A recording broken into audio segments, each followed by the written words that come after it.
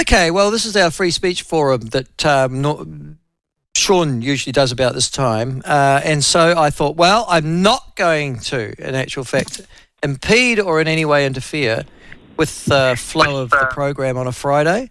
So as a consequence of that, we have invited two people to contribute to our Free Speech Friday on the issues of the week and what their take or views were. Andy Foster, the former Mayor of Wellington, joins us. Andy, welcome to the show, mate. Good morning, Michael. Nice to be here. And your offsider today will be Ingrid Leary, the Labour Member of Parliament for the Tidy, and she joins us now too, hopefully. Yeah, Ingrid, good morning, both of you. Oh, good on you. Great. Good morning, Ingrid. Lovely to have you on. Where are you at the moment, Ingrid? You're in the lovely Dunedin?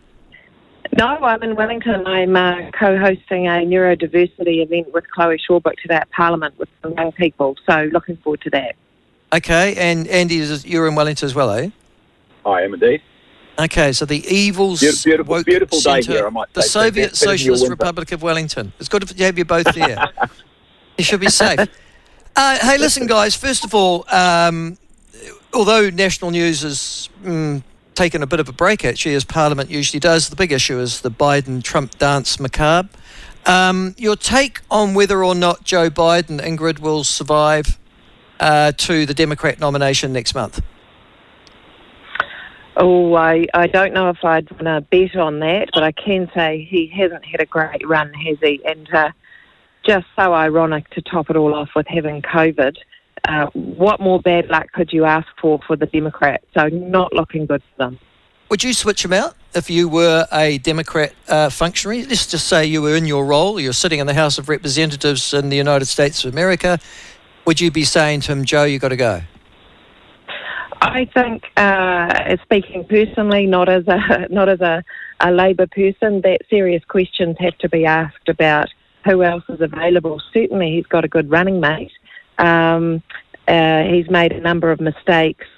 He's not giving them their best chance. So I'm sure that amongst the Democrats there would be some strong talent and contenders, and the party would need to be looking at that. That's my personal view, but let's see what they do.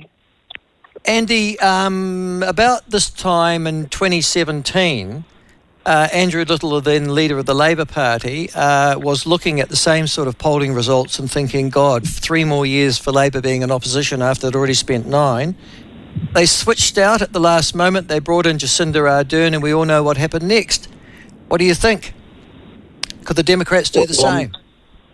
I'm not sure it's purely the polling results. I think the polling results are based on what people are seeing Joe Biden's capability looking like over the next, both now and then thinking, well, he's got to do, the most responsible job in the world for another 4 years. And I think that's the challenge.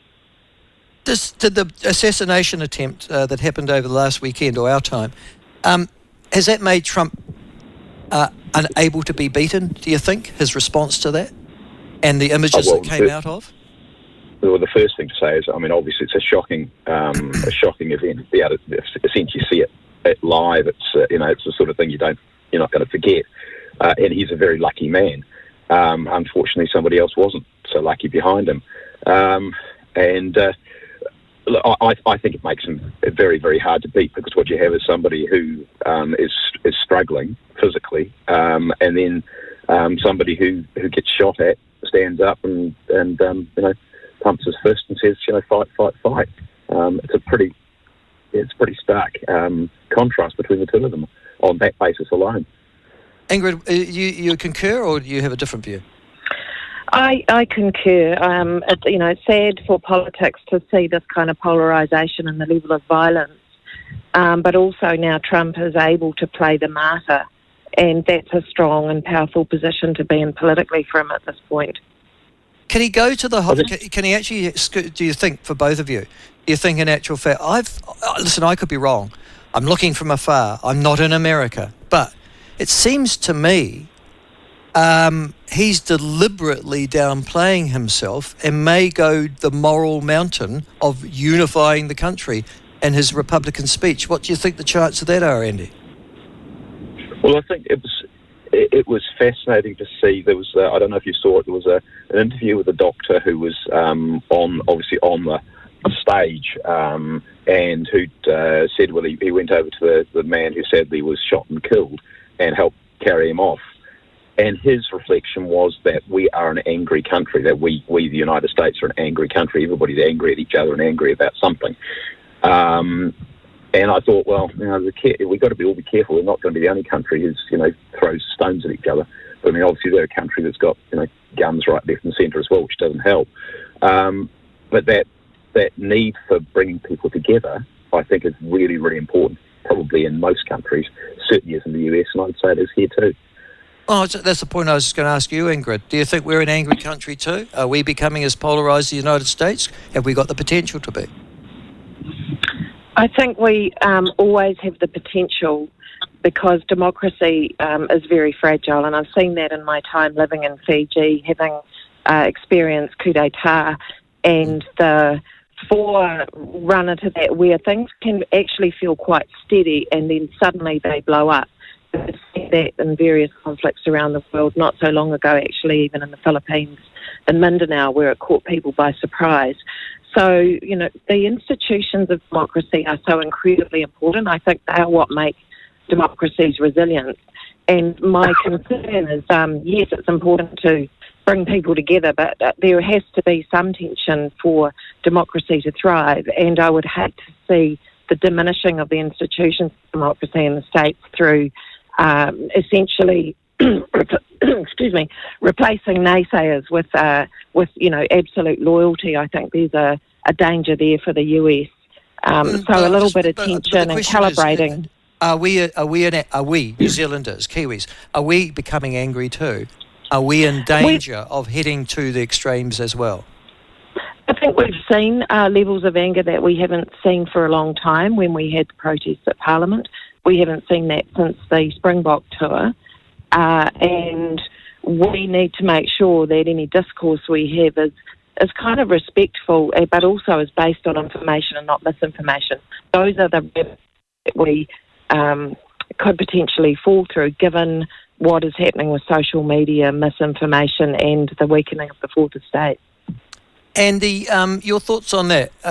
Do you think that we have the potential to become an angrier and more divided and polarised country? Are we doing so? And can I just to answer Ingrid though, Ingrid, the difference between the Springbok tour and the COVID issue seems to me that a year after the Springbok tour, New Zealand had settled down and we were talking to each other again. I'm not sure that we've settled down after COVID, have we? Andy? Look, I think that for many people, the COVID experience, it was a very personal one, had some significant effects on families, on careers, on jobs.